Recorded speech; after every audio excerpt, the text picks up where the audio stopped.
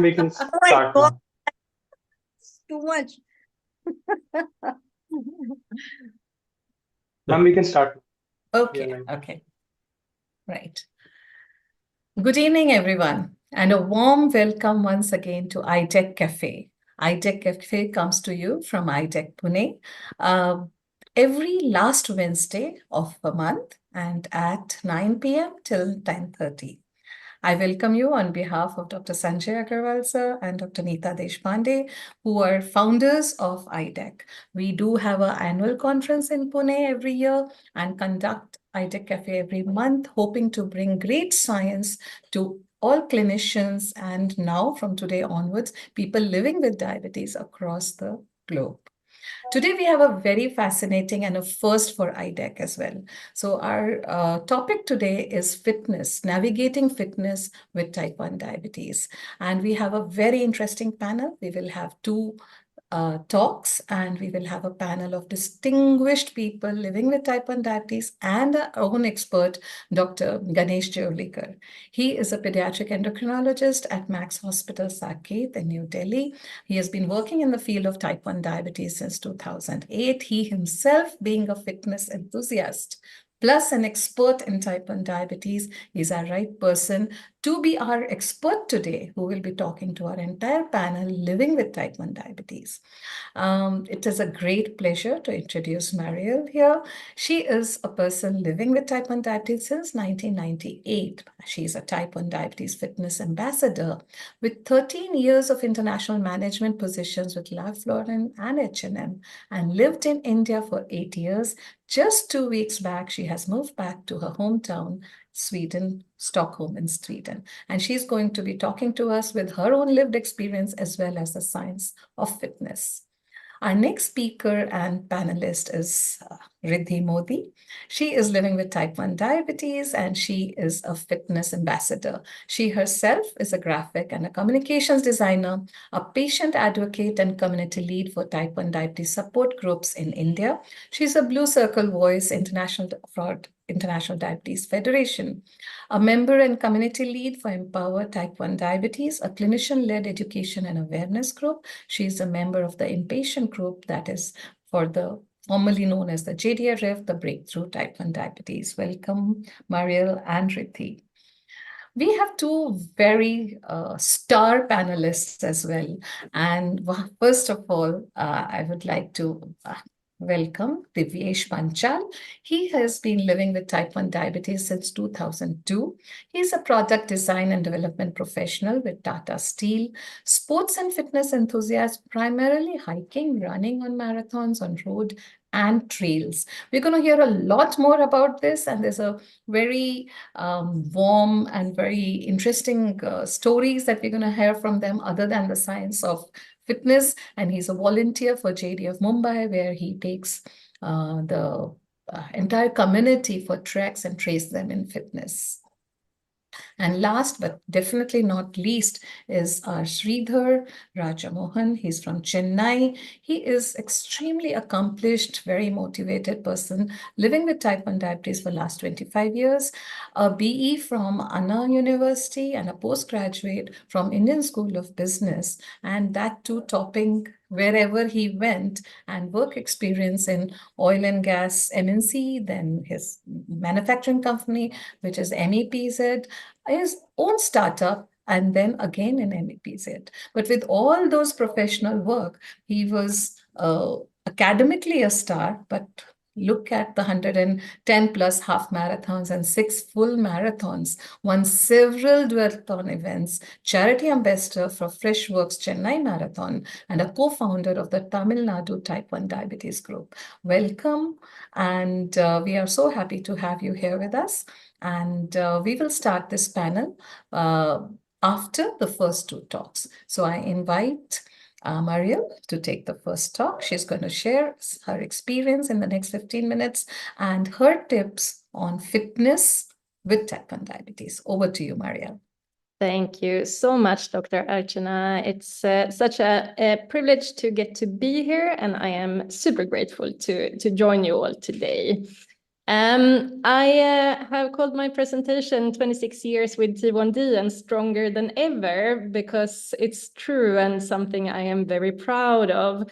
Very much also because when I was diagnosed back in 1998, it was presented to me as it was almost inevitable to not have complications some 10 years down the line, 20 years down the line, 30 years down the line, even more. And I kind of had a personal experience of that with a grandfather who sadly passed away due to complications of living with type 1 diabetes at a very early age. So that was kind of my reality. So sitting here and closing in towards my 40s, I am extremely proud and happy that that wasn't my fate and my reality, which I very much thought when I was 13 and diagnosed. This is me, not Photoshop, hard work. I'm just gonna move this. I want to just run a few of my own stats before I get into my journey and the technical details around it. As I said, I'm third generation type 1 diabetic. My maternal grandfather and my maternal aunt both was diagnosed with this. I was using a glucometer until 2017. I have, after that, been trying the Libre, the Dexcom G6, 7, and now I'm on a Guardian 4. I used MDI until 2019, Humalog, Fiasp, and Lantus mostly. And I'm now, since a couple of years, on Medtronic 780G system, and I'm using Humalog. My time in range, which I have defined as 80 to 160, I'm putting it a little tighter, is about 80%, where the 88 recommendation is, of course, a little wider, but I feel better in this range, so I put it that for myself.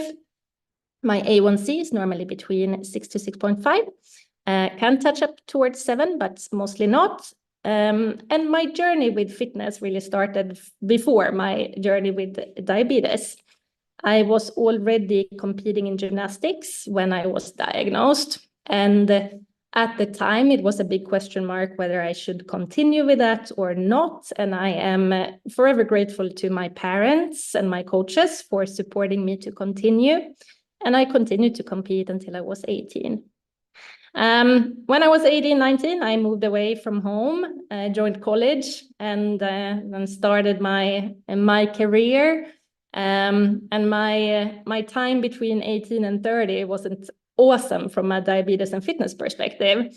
So at the time of turning 30, I started questioning myself and feeling that maybe there is more that I can do in order to take better care. And maybe that reality of sort of getting complications and dying young doesn't have to be my reality. But how to do that? And I wasn't very well equipped with knowledge. I had not learned so much. I've been told, like, you should use this insulin, you should take 12 units for lunch and dinner, and you should take 10 units for breakfast, and then you should take 24 units of Lantus. And like, it was very standard kind of information that was shared. And then I went on with that. Did my checks in between and felt a little guilty when the numbers weren't coming out in a good way. But around 30, I started saying that, no, I can probably equip myself in a better way. And I did. And my fitness diabetes journey really took off when I moved back to India in 2019. And I took support. For me, that support was predominantly Sahil Madan, who was coaching people living with type 1 diabetes, he himself being a T1D and a diabetes educator and fitness coach. So I started learning about a lot of different kinds of exercises. I started getting into a routine that worked for me, that I really enjoyed. And I started understanding my body in relation to these different kinds of exercises. I I also tried a lot of new things for the first time to find what really worked well for me. Weightlifting was a new thing that I fell in love with directly. I am doing this 3 times a week now still. And I rotate that with cardio. I run and I do some kind of mobility, stability, flexibility training as well. Yoga is a favorite. And then I try to throw in some different kind of sports and exercises in between too, to keep it fun and interesting. This muddy picture here, some South Indians might recognize it. It's Kalari that I've been doing. An ancient martial art form that's amazing to try out. I also, before coming into more details about how I've been doing it, want to emphasize the importance of the community as well. To have people around who are also excited about doing this, who are also understanding the challenges and also seeking their answers on how to manage this, is extremely important. And on this picture, you see most of us who are actually there on the call as well. Me and Riddhi raising our hands there in the middle in this Chennai Marathon last year.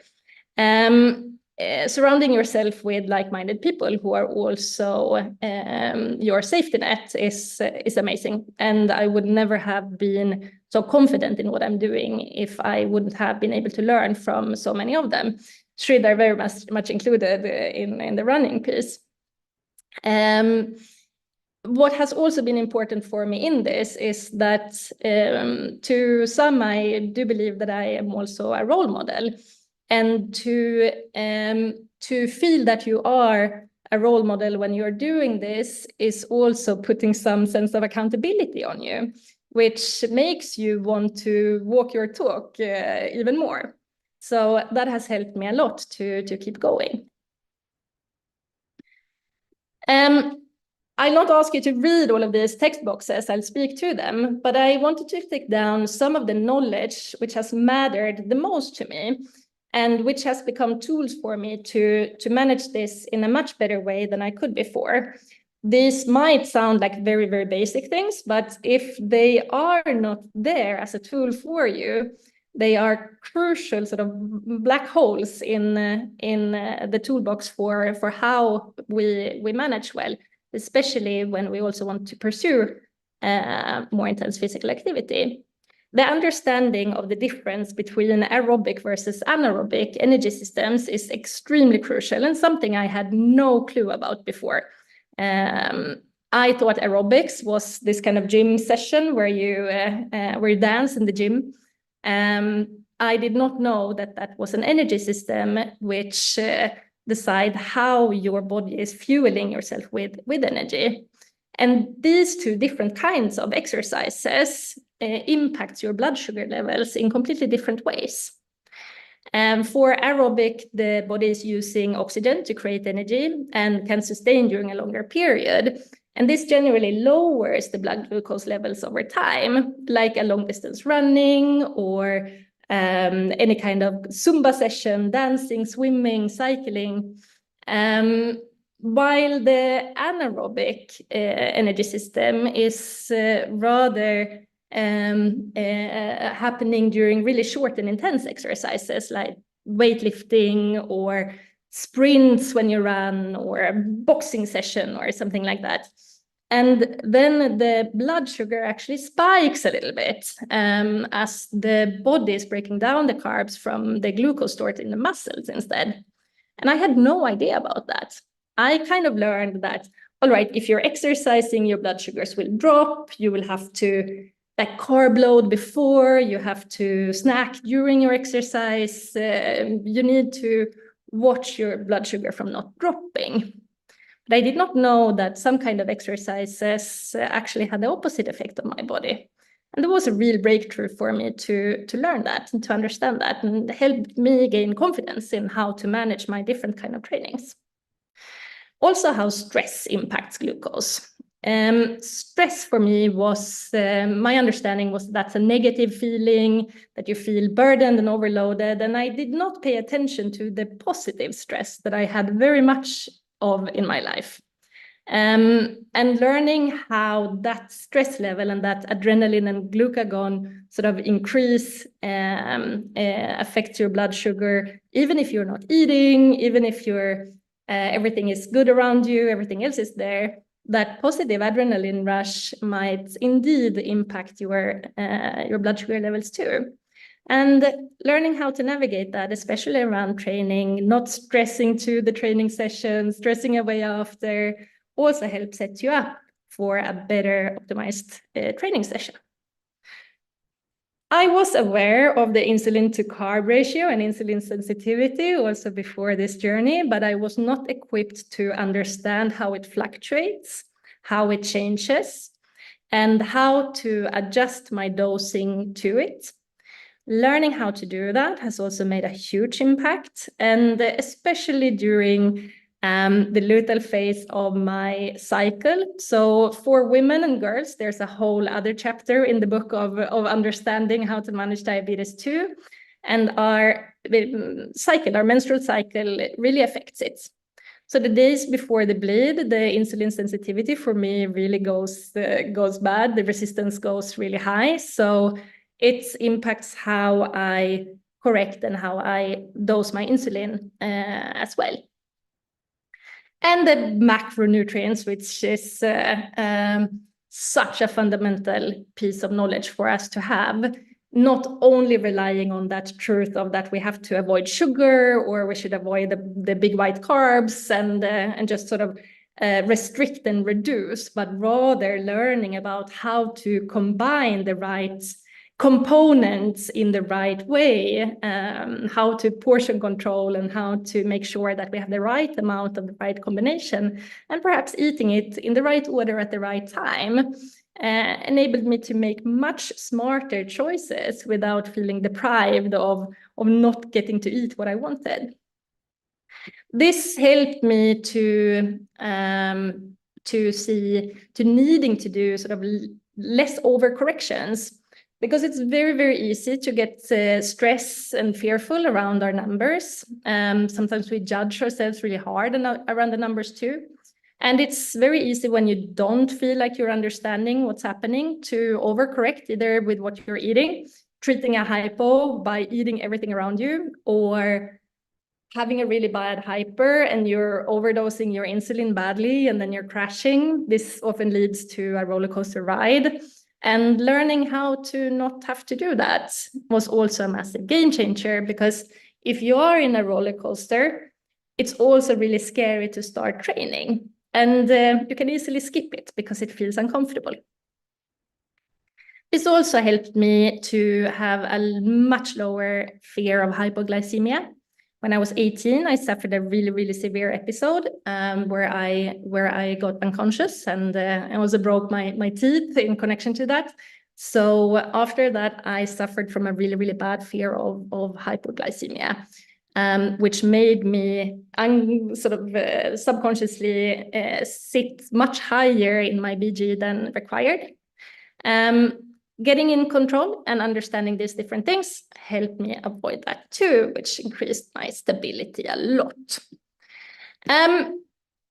But more specifically then on how I really prepare my training sessions and what I do to plan it, I really ask myself the questions on what is it that I'm going to do? Now, understanding the difference between aerobic or anaerobic training, how is this going to impact my sugar levels? What is the intensity and the duration of the session that will help me prepare well for it too? And what are my internal conditions? What's my BG level before? We will look at how I monitor through the session. What's my insulin on board? When was my last meal and what did I eat? And where am I in that menstrual cycle and how will that affect me? Does it affect me right now? Should I consider this? And what are the external conditions? What's the weather like? Yesterday, I was out for a long walk. I walked 7 kilometers and the sun was so strong. And normally in a normal temperature, it wouldn't be a problem for me to walk like that. But with the weather being really hot and the sun really laying on top of me, I dropped pretty quickly. But I knew that, so I could prevent it with the right hypo treat for that condition. What are your surroundings? What's the accessibility support? Am I doing a city run where I can just pop into a store and pick up a hypo treat if I'm running out?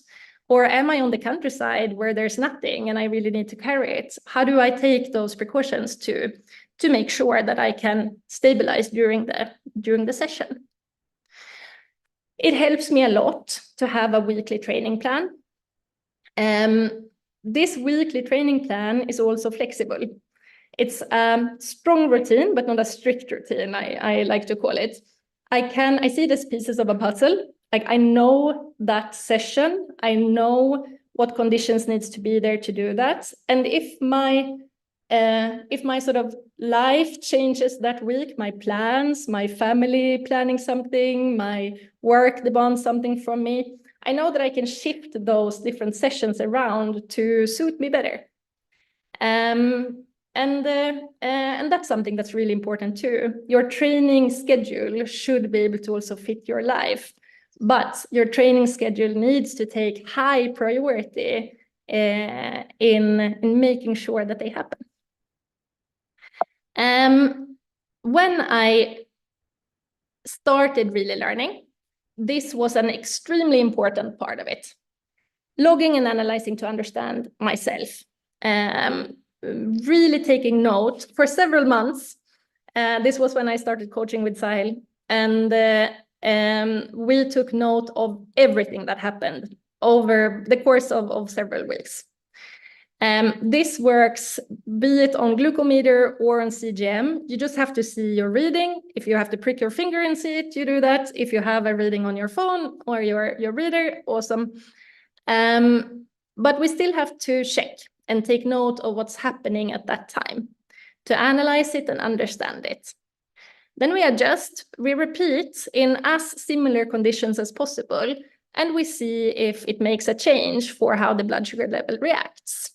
And we kept on doing this week after week, month after month, until we really reached the level where we saw the blood sugar level stabilize and the fluctuations decrease. The investment in this, because people can ask also like, okay, do you have to have all of this fancy technical equipment to start understanding? Do you have to have a coach? Do you have to have a CGM? Do you have to? Well, you don't really. What you do need is to temporarily increase your number of test strips if you're not testing super frequently already, or maybe have a temporary use of an FGM or CGM if you don't usually use it, or if you're on it, then no problem. What you really, really need to invest in is time and discipline. This is effort. It doesn't come super easy to really, really, truly understand yourself and how your body reacts, but it's so worth it. To have a better understanding and more control leads to less fluctuations and better time in range and better A1C. And it gives you the courage to push your own boundaries. And that's invaluable. It's worth it. We also kept it really, really simple when monitoring through the sessions. This is a an old photo of the whiteboard I kept at home. I set myself up with some home equipment in my gym as well. But this can, of course, be done wherever you're training. This is the day's session, and then it is my notes on my blood glucose readings, pre, mid, and post. And it's really, really important to diligently be monitoring this during your learning period.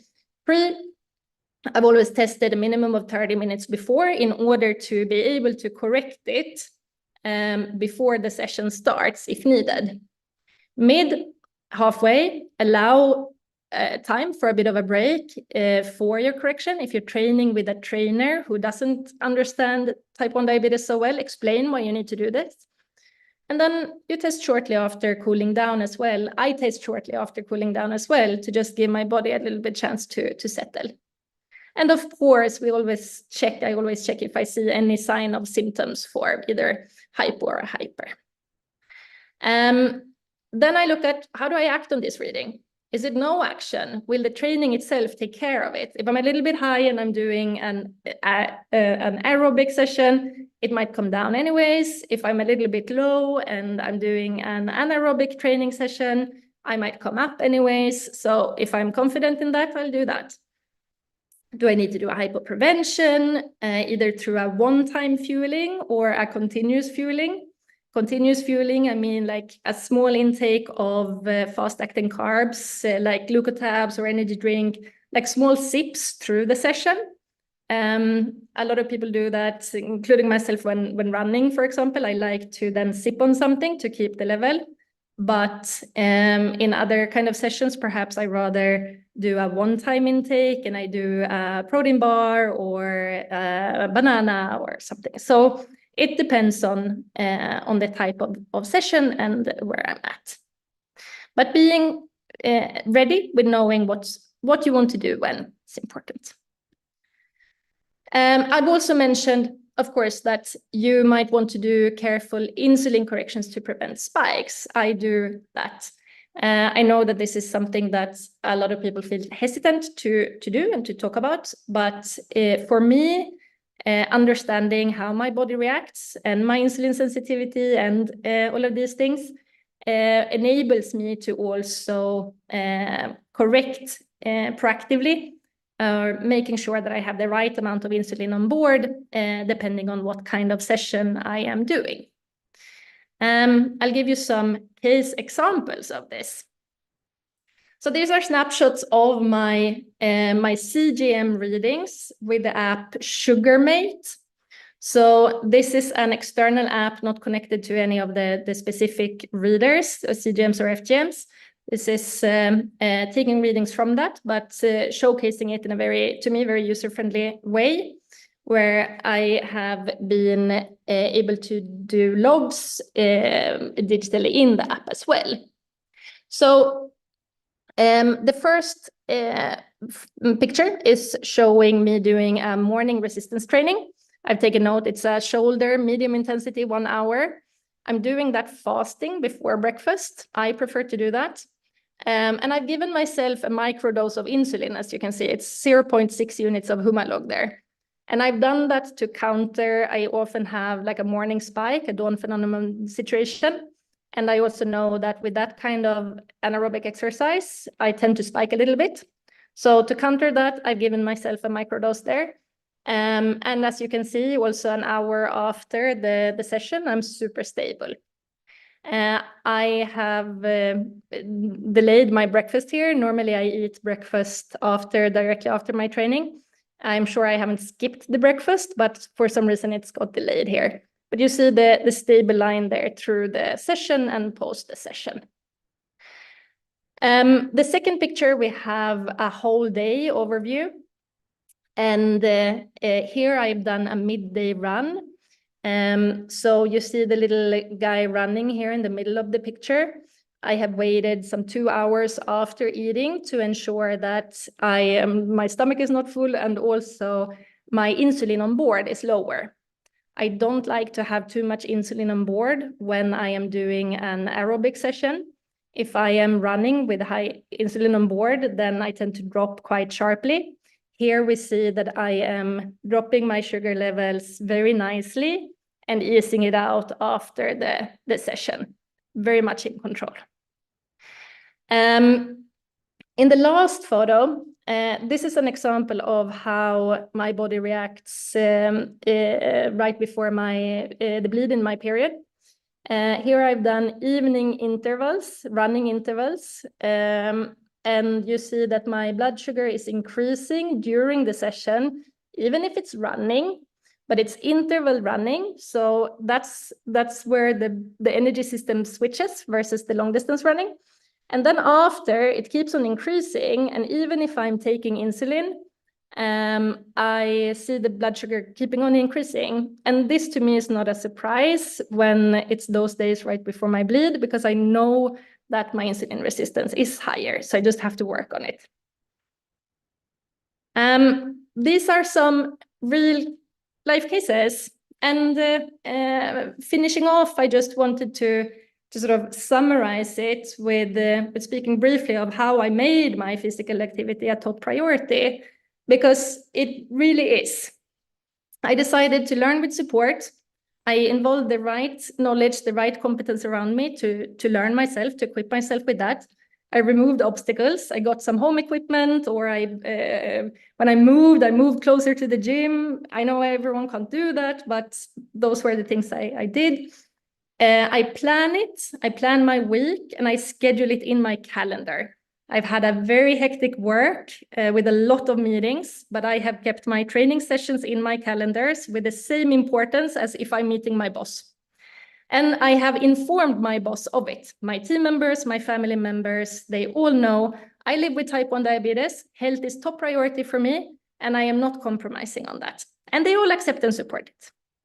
I created accountability for myself, speaking about it, choosing to try to be a role model and putting some accountability to myself from that. I've redefined the wins. It's not about performance. It's about showing up and doing the work. And I've enjoyed the rewards. I've made sure that I really enjoy the things that I'm doing, and that I am celebrating it when it's done the way I intend for it to be. I believe that determination and persistence beats motivation, because there are days when we are not motivated to do this. If you're determined enough, persistent enough, you will. And I've made it fun. I travel a lot, and wherever I travel, I run. It's a great way to see a city. It's a great way to interact with people. It's a great way to explore nature as well. So I'll leave you with that. To me, this takes the absolute priority in my life, and I really encourage all of you to see how you can support your patients or yourself, your T1s around you, to do the same. Thank you. Thank you, Marielle. That was wonderful, sharing your experience as well as the path that you took and how you learned the science on the go to make it wonderful for yourself. Very inspiring. We will have a panel discussion at the end, and we will have lots of more learning with our questions. I move on to our next speaker, Riddhi. Over to you to share your journey. First of all, thank you so much, Dr. Archana, and fantastic session by Mariel.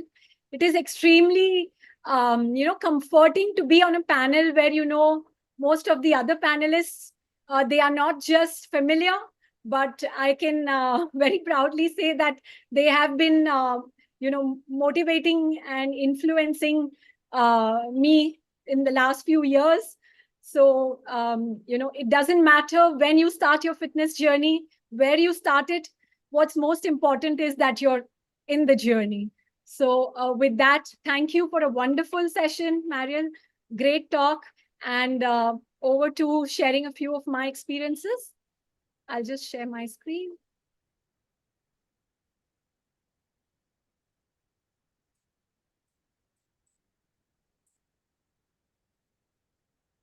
Okay, so as we are talking about how do we navigate fitness with type 1 diabetes. So, right now the Olympics are going on, and we often discuss about the global heroes who inspire us. So when I read about what Anna said, she's an Olympian, a 3-time junior world champion, also living with type 1 diabetes. I really resonated with what she said, that the whole idea of, taking up this fitness journey, despite having a condition like type 1, which is very sensitive, is that maybe someday I will be an inspiration to other children around the world or other athletes who are also living with type 1. And also to say that with type 1, everything is possible. So when I was working on this presentation, I thought long to say what could be the title of my journey. So when I was thinking about it, the simplest way that I could come up with is S stronger than S. So S is greater than S is stronger than sugar. That's what I wanted to say. So globally, we often talk about the concept that I am greater than my highs and lows. But I think I want to take it to the next level. We are not just greater than our highs and lows, but we are also kind of higher than just the diabetes, which should not stop us anywhere in our journey. Glimpses into my transformative journey, me being a non-athlete today, to say that I can be a fitness ambassador is a great shift in my journey. I think as we celebrate our global leaders and true Olympian champions, I think what has inspired me is our heroes in India. And I'm so proud to say that I've often looked at Mariel's stories and really wished for myself that I wish someday I can be strong like her. Sridhar, who's been such a motivating figure. Like, actually, I got into running because of just one conversation with Sridhar. And actually, it's just that, you just feel lucky that your paths cross with the right people when you're living with a chronic condition like type 1 diabetes, which is so delicate. And as luck would have it, I also got to know Sahil, and my coaching journey began. And someone who knows type 1 in and out, if you have a person like that as a coach, everything just gets easier. For any new diagnosis, first we all begin, whether it's a child or an adult, we all begin with denial to say, why did this happen to me? We face the resistance ourselves. Then we slowly start to accept the condition. And today I can proudly say, I'm so grateful I have type 1. If I didn't have type 1, I wouldn't have been so fit, as I am today. And as we see the most important pillars of diabetes management, I would categorize them into two parts, external and internal. The external is where we rely on our medicine, which is insulin, our nutrition, meals, and monitoring. But what really is within you is something which you cannot copy. It is something which has to be like your strongest willpower moment to get your body and mind together. The day you decide that your body and mind are going to work together, nothing can stop you. But, if we even have access to all the best medical care, if all the best insulin is available to us, what is most important still is the body-mind mechanism. And I think this has been the one that has worked for me to get my mental health in a place where I can make a difference to my physical health, and the other way around. That has been a very important part. Education and awareness is so important, but so are self-management and care. Like Marielle said, even with the busiest schedule, when you make fitness your priority, there is no way that anything can stop you. In my journey, fitness has really helped me to build on my physical and emotional resilience, which I feel are the strongest pillars for managing any chronic condition, and so as for type 1 diabetes. But at some point when I started, because I was diagnosed as an adult, I did not know anything about type 1 diabetes, like carb counting, how do you do dose corrections. Like, being diagnosed as an adult, I had lived more than half of my life being a non-type 1 diabetic. So I had to actually unlearn everything and start from scratch. So when I once went to my endocrinologist, he saw my HbA1c at 7.2. He said, no matter what you're doing, it's just not moving. So there is some missing piece in your journey. And the question that he asked me was that, do you have a purpose? Do you feel closely connected to a purpose? Are you really happy? And actually that made me think that I was lacking a purpose. When I actually started thinking about what can I do for the community, to learn more, to give back more, I think that's when my real fitness journey started. Finding a purpose, joining other T1s in a group run, raising awareness for, for more people to know about type 1 diabetes, also raising funds so that children from other socioeconomic backgrounds can get access to insulin. I think all of that really defined my purpose. When I was able to find that purpose, fitness gave me a different type of joy. Running for insulin, diabetes awareness, not for timing, not for competition, training so that I could feel more strong and confident, and sharing and coaching with fellow T1Ds, and taking away all the stress from it, just doing it for the sheer joy, took me to the next level. Now, coming back to type 1 diabetes, although Mariel has covered a lot of important parts, these are the 5 things I always ask myself, and any T1D should be asking themselves. What are the blood glucose variability factors? What is the type of workout that I'm going to do? Is it aerobic or anaerobic? What is the duration? Like less than 30 minutes, 30 to 60 minutes? And how is it going to be in terms of intensity? So when we start answering these questions, I won't go into detail, but if we touch upon these aspects, we get the right planning chart. Also asking yourself, am I insulin resistant? Naturally, we are all resistant in the morning and slightly more sensitive at the end of the day. Whether I'm in the luteal phase or in the follicular phase of my menstrual cycle, as Marielle said, this is a very important part. And I think women should not ignore it. The awareness is important, but also not beating yourself up for performing to the optimal level all the time. That's not going to be possible. So no two workouts are the same. We have to really, be a little more kind to ourselves, listen to our body. That doesn't mean you don't train on a day that you have your cycle going on, but be wise, choose correctly, and at the end of the day, do what's comfortable. What is your pre-blood sugar? What is the usual trend? And if we all start logging, we are able to understand and pick the pattern that works the best for you. Like Mariel, even I have been using a logging system, taking track of what is it that I'm using for my fuel before the workout, checking my pre-exercise, mid-exercise, as well as post-exercise levels. And by the end of a certain consistent period that you keep on doing this over and over, you start to understand how your body is responding to a certain exercise. And that really gives you a lot of freedom and stability to plan all your workouts. Do I have any insulin on board? How is my basal insulin working in the background? What is the insulin on board in terms of my last bolus dose? And if we notice that if we haven't taken too many corrections and if we don't have too much basal insulin on board, then there is more stability. But if we have very active insulin on board, or if you're doing a workout just when you've taken a bolus, and that can turn into super insulin. So when you combine your bolus insulin and high level of activity, it can suddenly bring a lot of sensitivity. So it's important to keep all these aspects in mind. Now, the last one is, what impact does this workout have on my levels? And what is my pattern response? What is my current fitness level? If I've had a tiring week with travel or a lot of work stress, I should not beat myself over it. I should pick wisely. Also, how are my stress and anxiety levels overall? Many times I used to rush from a work call straight into the gym, and I realized that's not going to work out.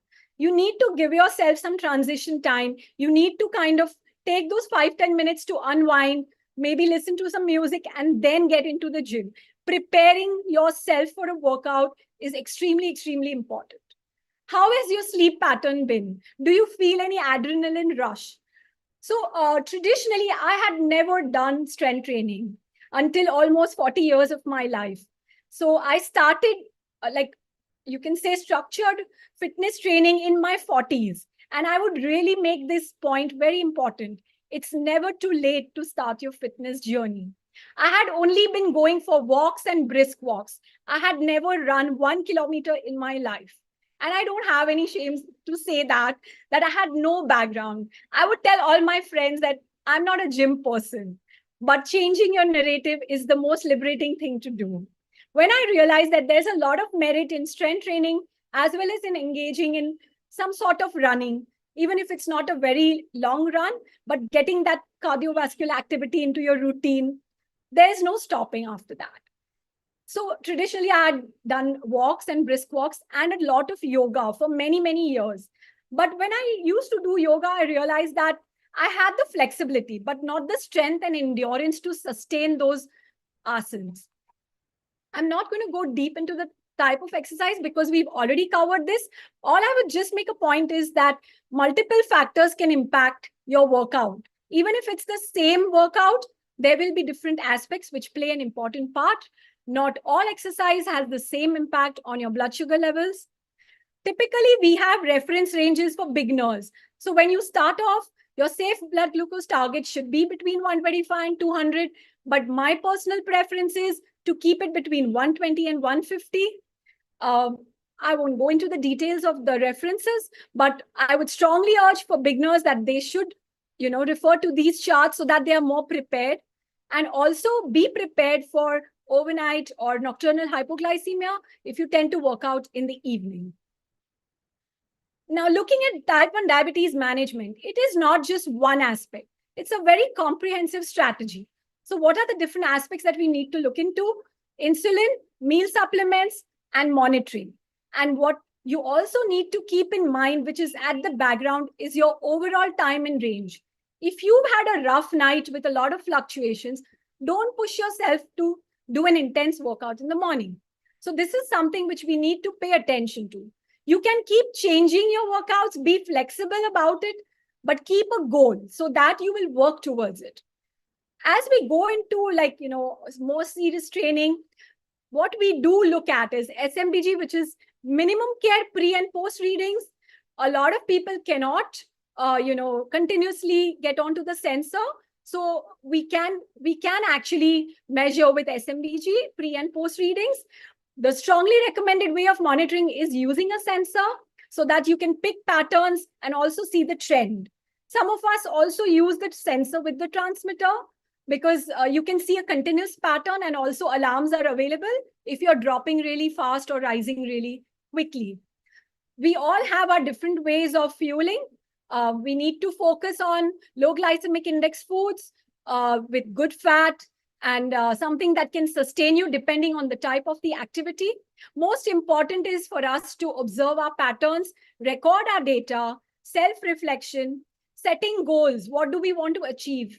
Get into meal planning, learn carb counting, and also another important aspect is getting into diagnostics. Don't forget to keep going back to your endocrinologist or your healthcare professional team, because they will be able to pick things which you may not be able to see as a person living with a chronic condition. It's very important to get your 3-month, 6-month diagnostics done, because many times I've seen that they're able to pick patterns on certain issues which we people living with the condition may not be able to see. This is a real-time chart of mine. This was a workout that I did yesterday, strength training, anaerobic exercise. It was slightly intense, working on more like progressive overload, targeting specific muscle groups. And as you can see, the chart where my pre-workout reading and then the mid-workout was 112 and after was 118. It took me a lot to get to this stage where I could have a stable graph, but it is only with proper education, awareness, and doing this consistently that you can reach that kind of a confidence.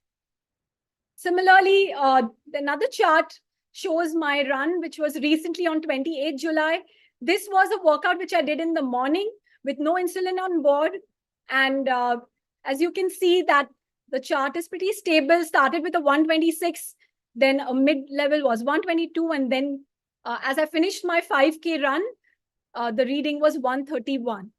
This was a medium intense workout, but with experience, now I can say that when I put a lot of pressure on timing and when the heart rate starts to go up, then there is a chance that the blood glucose level will spike.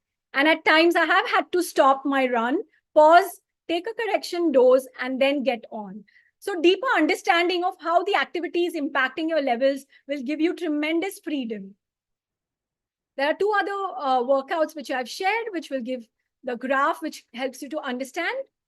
And then as I got more confident with strength training as well as running, this has been a year where I have really tried new things. And recently, like Mariel said, when we travel, we get so many different opportunities. And I was in Bhutan, and this is the first time I did a trek. The challenge in this trek was the elevation, the weather, the thinning air, but with a lot of pattern recognition. I was able to manage my blood glucose levels between 100 and 200. And as you can see, I had also had to take a correction dose, but it was really worth it.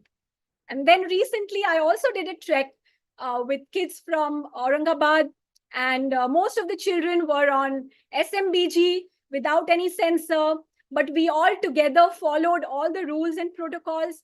Again, I was really happy that I had to take a correction because when we were climbing the mountain, the heart rate was going up, but with the right time, and the right correction dose, I was able to manage my BG levels between 100 and 200 again. I'm not going to go into the detail, but it's very important for women to understand how the menstrual cycle works, listen to your body, know which hormones are going to play their role. So don't fight them, just accept them. And, there will be days you will not feel like your body is the same. You will feel bloating. You will just feel that, you are not the same. You don't have the right, energy. You'll feel lethargic. But it's important to embrace that and don't judge yourself. Now, the takeaways from, having a good regime and what are the benefits of including fitness in your day-to-day life. Of course, as a lot of you are medical professionals here, we don't need to go into the details, but we have reduced risk of cardiovascular disease, improved insulin sensitivity, great and balanced HbA1c with better time in range, better weight management, stronger muscles, bones, reduced BP, more energy. But I think the one that keeps me going is that we all have the power to reinforce all the negative stereotypes. When I started my journey and I would enter a gym and there would be just like maybe 1 or 2 women and 8 men.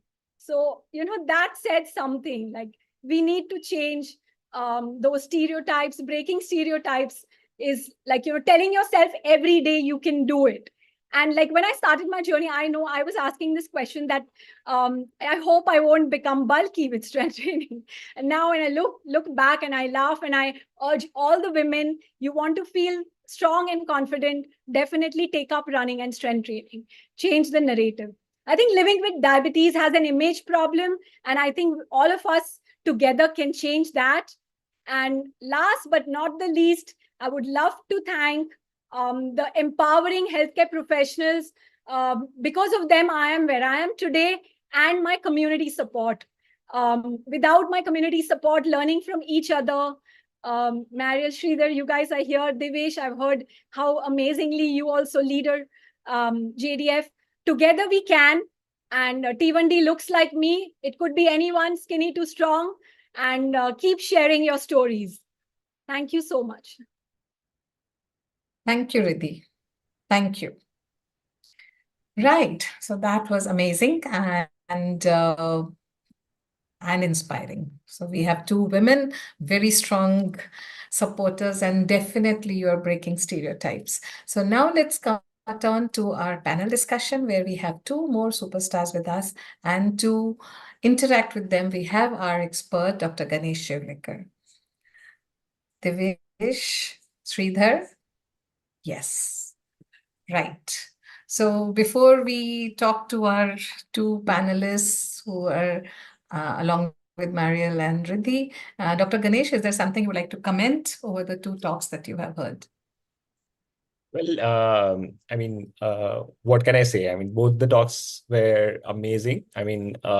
This is something which I think there are many people living with type 1 diabetes in the audience right now. And I'm sure that, many of them would be inspired hearing the stories. It is very important for people to, a lot of times doctors give examples of celebrities, but often common people do not really, relate to celebrities. They may say that, okay, these people have amenities, they have servants, they have so many other things.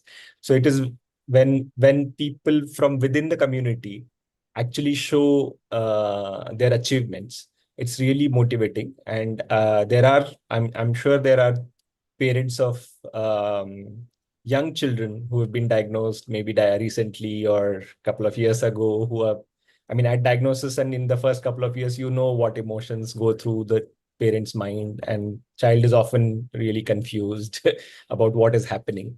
So I'm sure the parents would be really motivated and inspired to see that somebody can live with 26, 27 year or 30 year without diabetes, without complications, probably much more healthier than their non-type 1 diabetes counterparts or peers.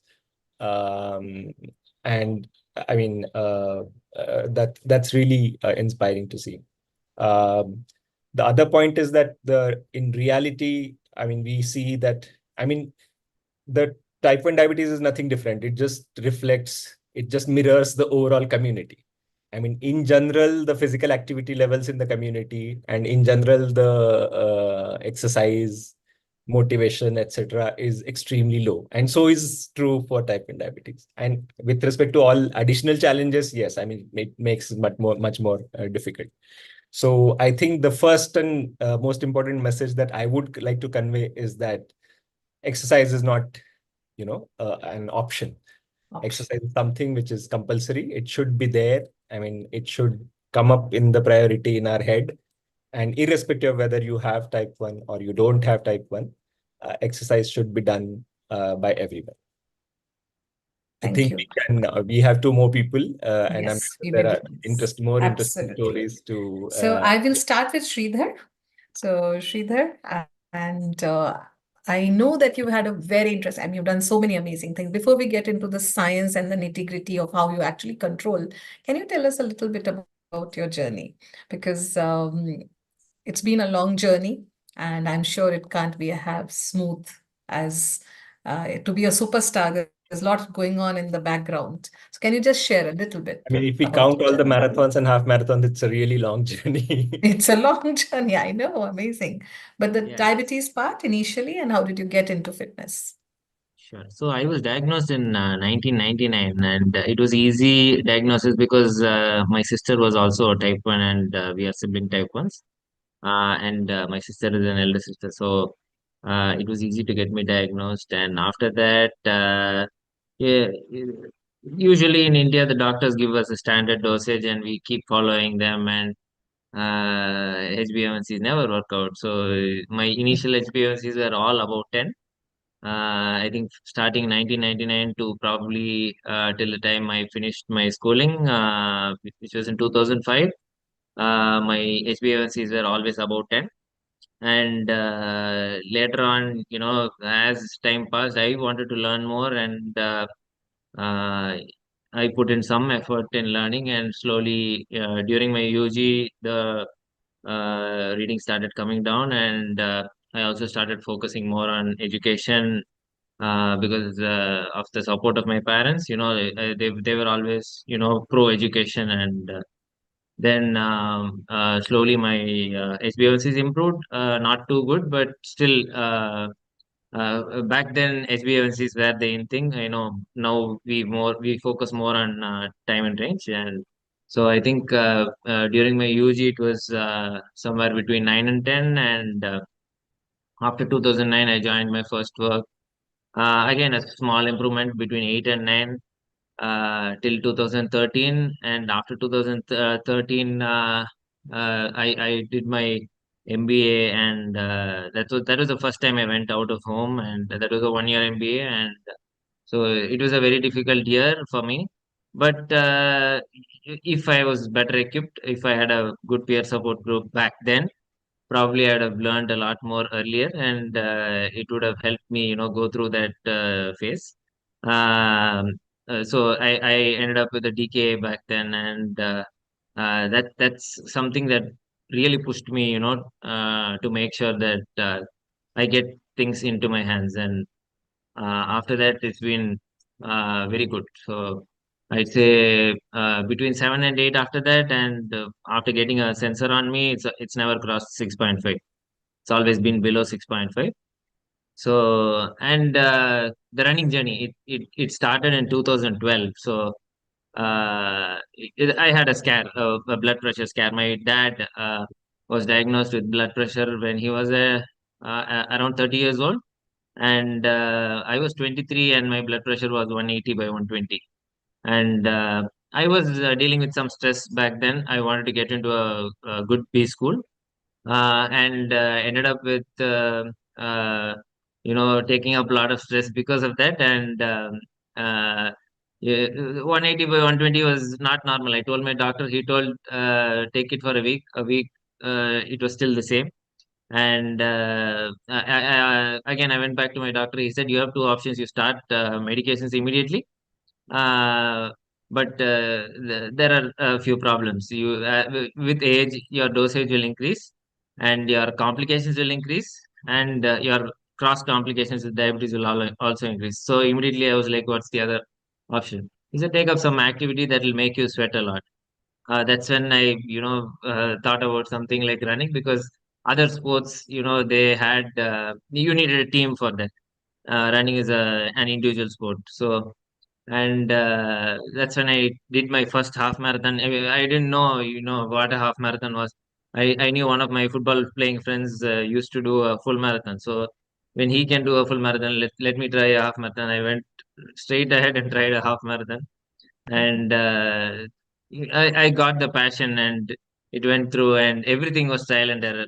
I didn't know anything about insulin, to say insulin sensitivity or insulin to carb ratio back then. Slowly, I through all the trial and errors, I learned a lot, and I was even afraid to try a full marathon without understanding how my sugars will behave during the run. So I kept it away for a long time, and then finally, once I got onto a sensor, I got the courage to try the full marathon, which was in 2019, and now I've done 110 plus half marathons, 6 full marathons, and 2 ultra marathons. Oh my My God. longest run was a 60K run where I ran 8.5 hours, and Okay. yeah. Wow. So we will ask you what did you do to manage your sugars later. I would like to first hear the story that Divyesh has for us. Divyesh, can you share your journey? Uh, Hi. So my journey of running started, I think, in 2010, Okay. when I just turned 18 and I had a goal in mind that, I would like to participate in a marathon, because being in Mumbai, Mumbai Marathon has always been popular on the TV. So I used to always wonder if I can do this. And the second question was, why not? And that's where the idea came to my mind. Okay, let me try to participate. But always I was part of different sports in school and college, so it didn't seem that difficult. But yeah, as I rightly said by Sridhar, what is a marathon? I didn't know. So we started reading newspapers about some plans to prepare for the marathon. There are some structured activities. That's the only thing I knew. The another thing that as a challenge was, I didn't had a glucometer at that time with me. I mean, I used to check, but very few times a week or something like that. Or at least I didn't know that I had to check in between the run in my first half marathon. So with the doctor's help, what can I do? How to adjust the doses?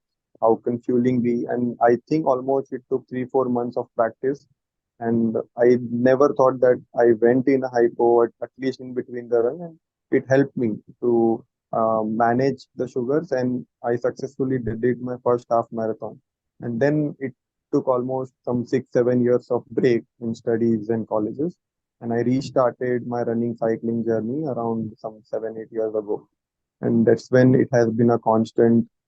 Sometimes it was cycling, sometimes running, and now it has been more of a new sport that I've tried for last few years into trail running. Hiking has always been part of the journey, so not too many half marathons like Sridhar, but at least in double digits some half marathons. And last year I did a full, and Oh, wow. mostly I am on the trail running nowadays, where it's a mix of hiking and running. So that's where I like to be, in nature and away from the human crowd for maybe a couple of years or sometimes half a day. Wonderful. So what I gather from both of you is that you did start with times that you did not have knowledge or equipment to monitor, but you still had a will, and you both made it a point to learn the whole physiology, the management, and you self-learned, reached out, and empowered yourself. So this is what I'm hearing. So I think I'll open the floor to all four of you. We'll start one by one, because most important would be monitoring part. What would you say, Dr. Ganesh? We should talk about how much monitoring, what equipment, what frequency, and once we have the monitoring, then what to do with the numbers, right? Yeah. So Certainly, with the basic idea that there are physical as well as mental health benefits of exercise. and therefore exercise should be mandatory for everybody. And then the next thing comes to the question that with respect to type 1 diabetes, understanding how exercises influences the blood sugar. So that I think Marielle and Riddhi, both of them have summarized nicely, very nicely, how types of, to be very honest, Marielle, not just you, even I as a doctor was not very clear in my head with respect to aerobic or anaerobic or mixed kind of activities. And this education should be imparted to everybody with type 1 diabetes, that what is the kind of activity and what is the kind of, and it is not just the activity, but what intensity, what is the duration, what about unplanned activities like children playing, in the playgrounds, school having some playtime or things like that. What time of the day? When have you taken the insulin dose? What is the, simply you have to understand that when you're exercising, what is the amount of insulin in your body? What is the amount of food in your body? And what is the impact of exercise, anticipated impact? Nobody can guess the impact of exercise, anticipated impact, and then corroborating that anticipation, just like we make a clinical diagnosis and then we confirm it with our tests, corroborating that with the monitoring information, not only on 1 days, but on consecutive days, as Marielle nicely showed that she made a nice log. And this is an effort which is required maybe for the first few, days or weeks or months. Beyond that, you are really, you're really good. But that period is what is the most critical period. Sustaining your motivation to do so many things in those few months is what is most important. And yes, since key to everything is monitoring, we can discuss about monitoring. So very quickly, how do you monitor, Marielle, currently? Since I'm on the Medtronic 780G looping system, it's a connected CGM with the insulin pump. So it's a fully closed loop. But I have done it all. 20 years of been through all the regular, stages, right? Yeah. So it's this is a later addition of increased technology. It took me quite a while to get on it, even when it was accessible to me. I was hesitant to show with the gadgets that I had it, so that was my barrier to overcome. Yeah. And what do you use, Divyesh? How do you monitor? So, majorly I've been using glucometer strips multiple times a day, and also with MDI syringes and vials. That's what I'm most comfortable with. I use CGM at least once in a month or something like that, because I do not like to be completely dependent on CGM, because my judgment about sugars, somehow I feel that continuously using the CGM is good, but sometimes I like to take it off and go the conventional way, which has helped me. It's a good how many times do you monitor? How many times do you do it with a glucometer? When I'm off the CGM, I try to check at least 3 to 4 times a day. And when you were on a trail? Physical activity, how would you? So when I'm running, it's a usual routine now that before the run, after the run is an obvious choice. And if it is more than an hour's run for let's say a couple of hours or 3 hours, then obviously I will check after every 45 minutes, or after first hour, it will be every half an hour, because the first 40 to 45 minutes is where my sugars usually don't drop. That's where I've learned over the years from practice, because I have fueled up properly. I've checked sugars before and I am in the range. And depending on the obviously the pace that I am starting to run in the practice run, the first 40-45 minutes is usually a slower dip, and then immediately I need to fuel up. So with that calibration in mind of the fueling and timing, I tend to check after 1.5 hours or so. Wonderful. Sridhar? So, like I told you, there were times where my HbA1cs are very high. So, in those days, my checking were like once a month. So that's like not an example at all.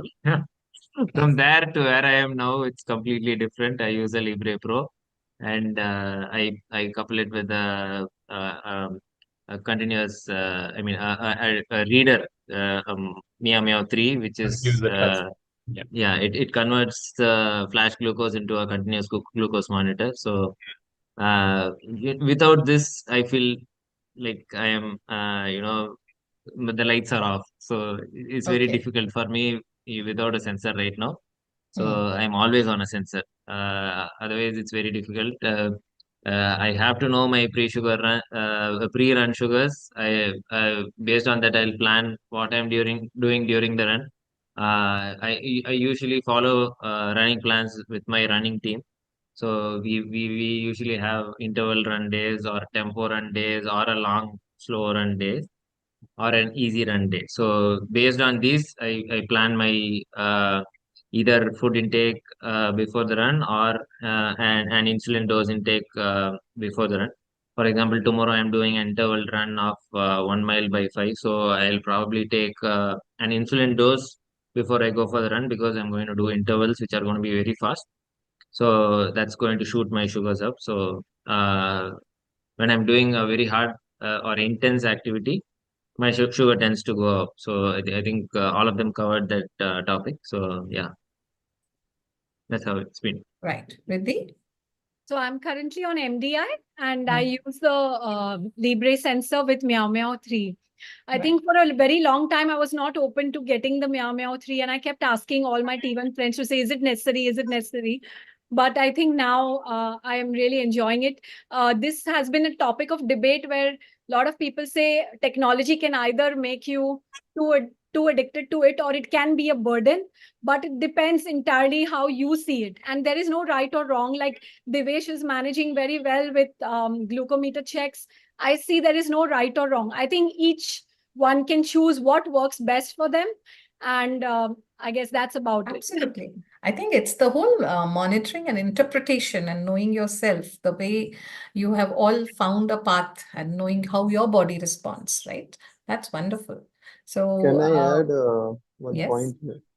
So just what Riddhi was saying or what Sridhar was saying, connecting from there. Once I was on a Himalayan trek, okay, and it was just the first day of the trek after some acclimatization last year. Somehow the sensor broke, Mm. and I didn't had a backup sensor with me in the bag. So there was no other way that I can get another sensor. So as she rightly said, that the part of the discussion is that technology can also sometimes put us in difficult situations, but the backup of backup, that is what T1D always teaches us, that we should also be able to, I mean, that's what I feel, should be able to be comfortable and how to manage with only glucometer strip. So that's when it helped me for the next 4 or 5 days of the trek without any issue. So this is an important thing that I would always advise anyone, that learn the conventional way and also go with the technology hand in hand so that you are always having a backup plan ready with you. Yeah, I agree, and I have recently also there is family that's friends of mine where the daughter got diagnosed, and now they have access right away to every possible technology. And I said, let her also learn to understand her symptoms, listening to her body, because it is a safety net to have that technology. But if you don't learn to understand your signals, that is a risk too. I also try to take a break. I struggle as Sridhar with like I don't want to do that because it feels like the lights are off. But the importance what Divyesh is saying there is really I agree fully. I try to take a CGM break once in a while to recalibrate my, not only to use the glucometer, but to recalibrate my own recognition of the symptoms. So very often we have this situation or thing where, I mean, this is one message that is for all healthcare people as well as people living with type 1 diabetes, that people just say that we can feel, we can tell if our symptoms are, if our sugars are okay or low or high, and we kind of go by our feelings. So that is something, I mean, all of you have heard from all of these people that they are monitoring their sugars, either with glucometer or with sensor. So you cannot really tell how your sugars are just by the way you feel, because the symptoms really depend on what kind of sugars you've been having over the preceding few days. So monitoring is compulsory. You can decide what is comfortable to you and what is. So I would like to ask you, what sort of targets do you look at when you are monitoring during the physical activity? We are strictly limiting our discussion to physical activity. So what target glucose do you keep?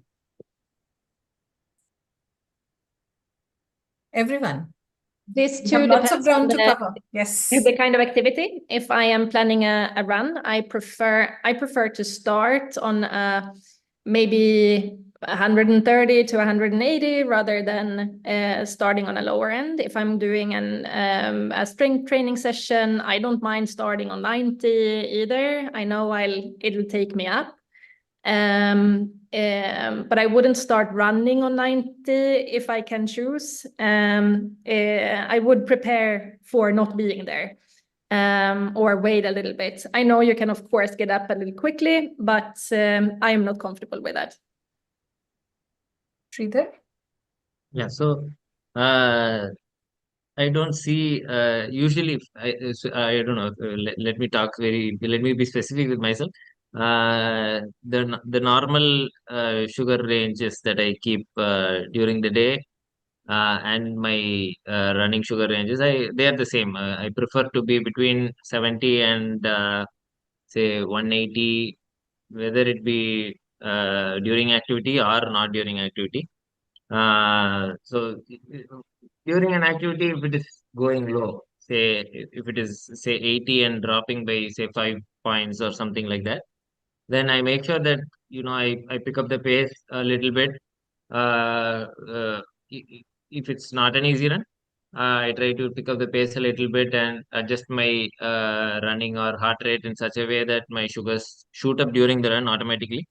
Or I take an carbohydrate gel, which gets my sugars back into range. So uh, it depends. So it depends on what type of run I'm doing and what is the schedule for the day. And but the range still remains the same.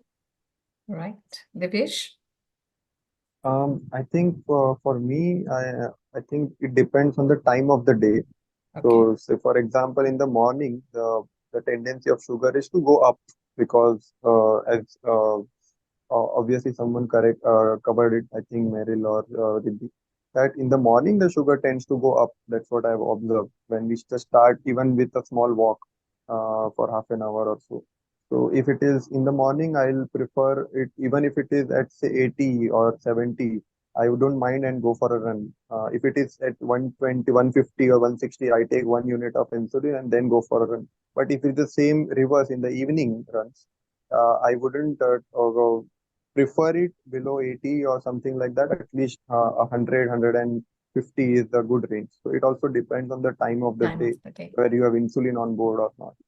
Nice. Riddhi, anything you want to add? Yeah, pretty much what Divyesh said. I think if it's a longer run, then prefer to do it in the morning, because then the predictable graph is much more it feels more within your control. And like Sridhar said, I think heart rate going up, if you anticipate that you're going to push yourself on the pace, then you will need a correction. So I try not to step out of the house without carrying my insulin. But typically for a strength training session, my comfort zone is between 120 and 180. If I go any higher than 120, I feel like I'll put more pressure on my body to lift weights. So that's my comfort zone, between 120 and 180. Wonderful. So questions are pouring in, and one important question which has to be about your fueling, because we have another 10-15 minutes and we cannot go without talking about the nutrition part. So Dr. Ganesh, do you want to specify that question about food, about nutrition? With respect to the previous point, most of them have covered. The ISPAD recommends keeping the sugars more than 90. I mean, 90 to 270 is the safe range which they say. And one important thing is that if you've had a symptomatic severe hypoglycemia in the preceding 24 hours, if you have had a serious hypoglycemia, then that's a kind of relative contraindication sort of a thing. Maybe it's a temporary thing. I mean, it's not kind of a permanent contraindication for exercise.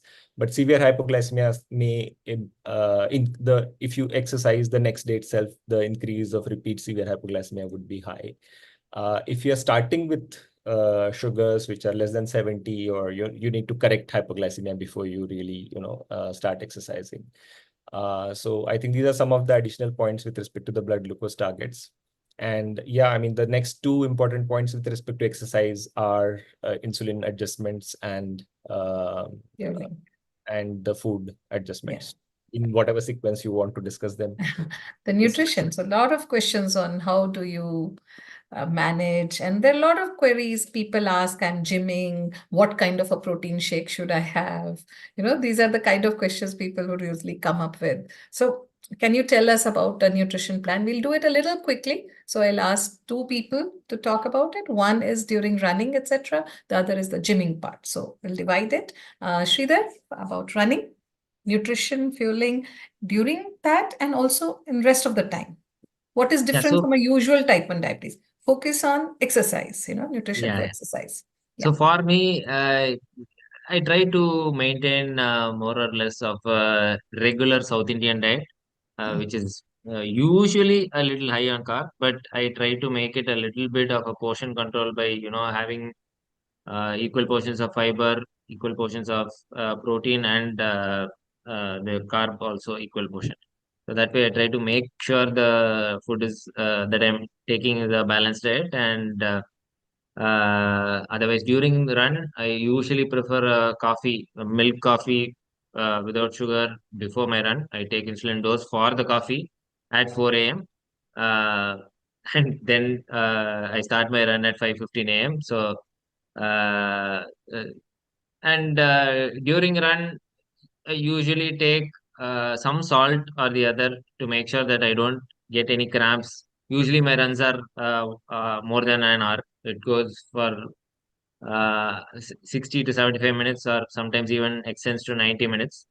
And during these runs, if I'm not carrying any salts, I end up cramping. So that way I take some kind of a salt intake or an aerosol along with me for the.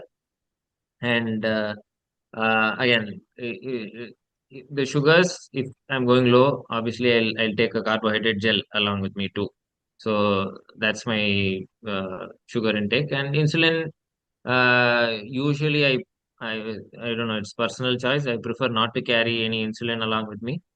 Uh, but I make sure that I make all the decisions before my run so that I am in range for at least most of my run. Right. Divyesh, would you like to share how you manage the nutrition and then dose adjustment? I start with nutrition because when I'm started to train for a marathon, it usually week by week the running mileage, what we call it, as the total run kilometers in a week we cover. So it increases from say 20, 30, 40, 50. So as the endurance activities increase, the insulin sensitivity goes up, and that's when the basal insulin I have to reduce. That is what a Lantus that I take. So it usually drops by almost 2, 3 units or sometimes 4 units. Otherwise, the tendency of going low over the day, anytime during the day, is higher. So this is the one adjustment that is most important.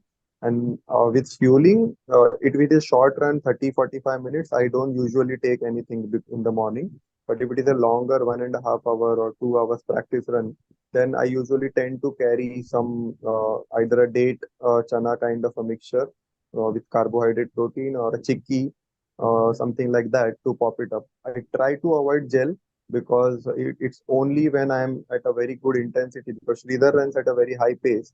Mine is slightly slower. So I and even if I am having gel, it is in a bits and pieces because I have experienced in early in my running journey that we were at around 70 or 60, 80, and it was supposed to go down. And when you had a full gel, the carbohydrate shot up like anything, about 200, 250. So it also works different for different people. So one thing that I have learned is everybody is different. So maybe one gel would work for Sridhar, but may not be for me, maybe working something else for somebody. So it has to be also tried and tested. So that's what I follow. Right.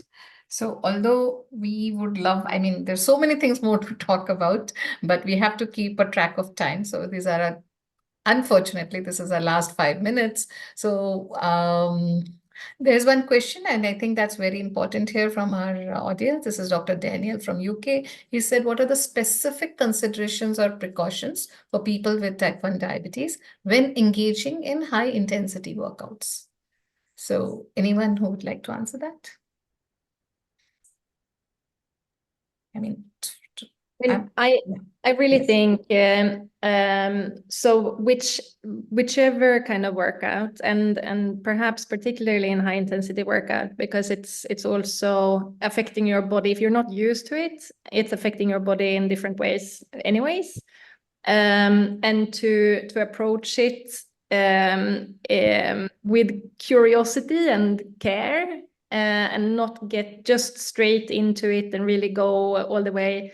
I've done that before I really learned about my body. I've sort of decided that I'm going to do HIIT. I think that's great. I need to get started again. And I kind of crashed and burned quite badly because I didn't take the time to understand how my body was responding to it. And we are different. So it is, I think my best advice will always be to just methodically start slowly and log and monitor and really discover how your body reacts to it. And I think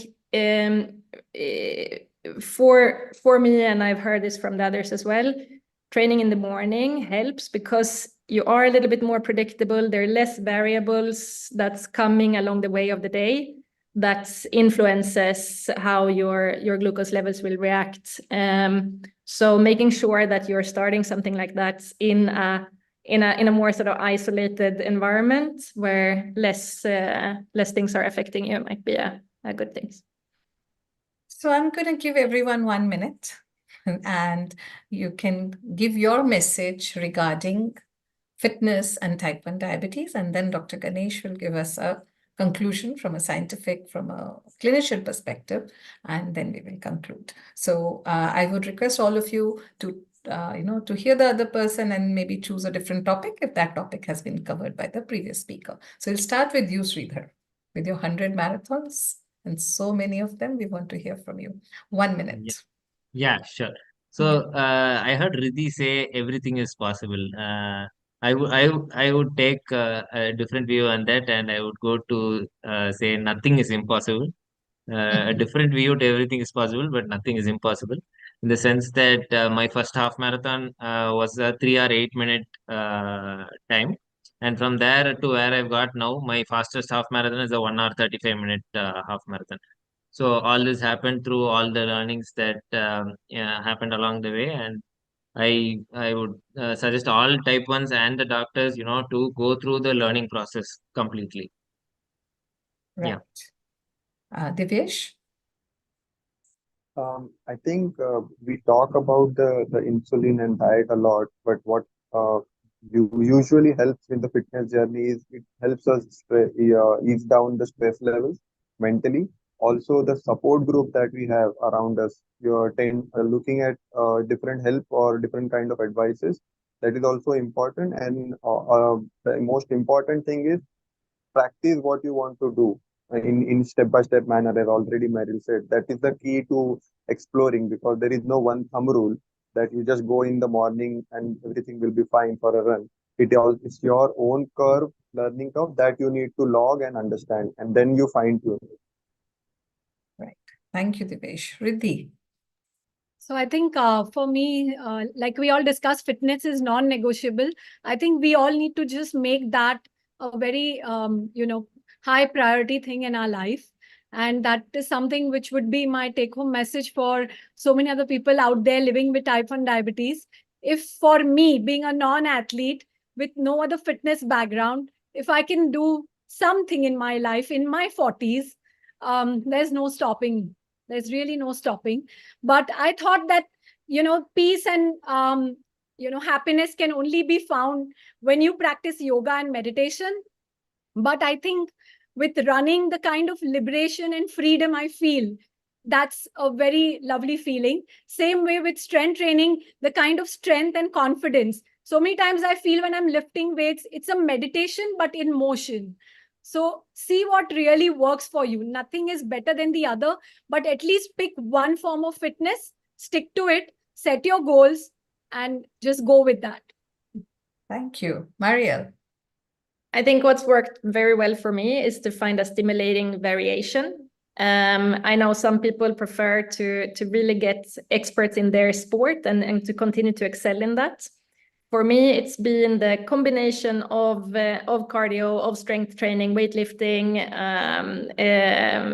yoga, and adding in different kinds of newness into it as well has been super important to keep my motivation up. And for the days when you don't feel like running or your body doesn't feel like running, I can weightlift instead. If I don't have the energy for that, I can yoga instead.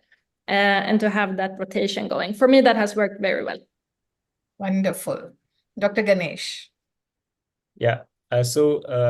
I think that it is very important to make an individualized exercise plan in discussion with your healthcare team and have the data to help you make that plan. You can have any goal of entering fitness. I mean, your goal can be that your boyfriend or girlfriend dumped you and you want to kind of make them feel jealous and you want to look really sexy or whatever. I mean, it's fine. I mean, as long as you get into fitness, once you are into fitness for a few months, it becomes such a habit that you won't kind of feel like letting it go. I think it is important to understand that you may need to make adjustments to insulin dose before the exercise. Also, there should be an understanding that exercise can have impacts for the subsequent 10, 12 hours. If it is very intense, maybe even longer. And there is a risk of delayed hypoglycemia or nocturnal hypoglycemia, which you should be aware about. So therefore, monitoring is required for a longer period of time. Secondly, the other strategy is to have carb intake. One thing that I would like to mention is during the exercise, having carbs which are slow releasing carbs may not be, may not be a good idea because you need a source of carb which is kind of immediate release. So a sports drink or a carbohydrate gel would be a better option than having something which is, having protein and fat and going to delay the release of carbohydrates. So the source of carb should be chosen appropriately for before, during, or after exercise. Lastly, severe hypoglycemia, or if you're sick and if you are really, if you are having ketones or something like that, then your body demands rest. You should take rest also. So a combination of aerobic, anaerobic activities or some sports, something which gives you joy. It could be some dance form. I mean, exercise is something which is to be done for enjoyment also. So some amount of strength training should be done. I saw some questions about what sort of exercise. Some amount of strength training should be done by everybody, in addition to whatever your hobby or in whatever enjoyment you're getting into other physical activities. Most of the evidence that is there in the science is largely based on expert opinions. There are very few randomized controlled trials, especially in the pediatric age group or adolescent age group. So, I mean, if we kind of accumulate all the experience and all the evidence that we are, seeing in this group itself, I mean, these kind of ideas will give us more and more evidence to say what is good and what is, something with what kind of practices we should have. I think technology has really helped. I mean, for whatever its cost and other disadvantages are. Having a CGM is really, really helpful. Also, closed loop pumps, I think, are our Marielle can vouch for it that she's been using Medtronic, the closed loop pump therapy, and it is indeed good. Having said that, it doesn't mean that you can't do physical activity if you're using NPH or regular insulin. You can do that. There, I think the carbohydrate adjustments would be more important than the insulin adjustments. I think I've covered most of the points. Yeah, absolutely. Thank you so much. So I have the great job of thanking all of you, first of all. So thanks a ton. This was a wonderful session. My first apology is to all the people who have joined us from across the globe, from more than 10 countries. And this is 900 people still logged in at this moment listening to us. And they have so many questions about type 1 diabetes. I'm sorry that we cannot take those questions. Our topic was very specific to exercise. And I realized in last 1.5 hours that maybe 1.5 days would be required to cover this topic. It's a topic for an entire conference, probably. If possible, we will definitely come back with it. Whatever we talked about today will be available on the IDEC website very soon. We have a IDEC school there. We have a whole repository of all the videos, and you would be able to retrieve it, re-listen, share with your friends, and learn from it. So watch this space every fourth or last Wednesday of a month for different topics and exciting topics. And hats off to all of you. Absolutely wonderful. We are truly inspired, and the science and the will and the community support. So my message is to all the doctors out there, all the clinicians, that if we believe and if we help the community living with type 1 diabetes believe in themselves and then explore the whole scientific ways of doing it, then hand in hand, these are the kind of champions our country would be, having so many more of, and that would be wonderful. So thank you very much. Dr. Sanjay sir, would you like to add a concluding remark? I want to thank every... Yeah, please go ahead, Ganesh. Yes, Dr. Ganesh. Just would like to caution the young people listening to this to avoid use of banned substances, steroids, or anything for building your muscles or improving your stamina, and that is something which should be strictly avoided. Very important point. And everyone must notice that none of them mentioned protein shakes, none of them mentioned special supplements or anything to boost their muscles or energy. It's just home cooked food. And I liked what Sridhar said, typical South Indian food, nicely balanced. So that's a very, very important point that Dr. Ganesh has brought out. Thank you so much. Sanjay sir. Yeah, thank you very much, each one of you. I think your journeys have been very motivating, and I'm sure everybody who's logged in, and particularly patients of type 1, who are in the show, I'm sure must have got great amount of learnings from your talks and discussions. I want to thank each one of you, and I think you guys are blessed. You have made your life journey so much of a mission, and how well you have coped with, type 1 diabetes. It's, I think I can just say wow to each one of you. And I want to thank Archana also for, moderating the show so well. And all the key learnings, I'm sure people will want to go back and listen and review it. But we'll definitely reach out to you time and again, and hope that you will continue motivating our, patients, give more education to our doctors, because I think doctors learn from what your experiences are. We don't find all these things in textbooks. It only comes from personal exposures and how you learn to cope with them. So these are things that, you learn out of experience. And I'm sure your experiences will go a long way to educate others with type 1 how to cope with their problems. So thank you, each one of you, for sparing time and being here today on the platform. And all the best and best wishes to all of you. Thank you. Thank you. Thank you, everyone. Thank you. Bye.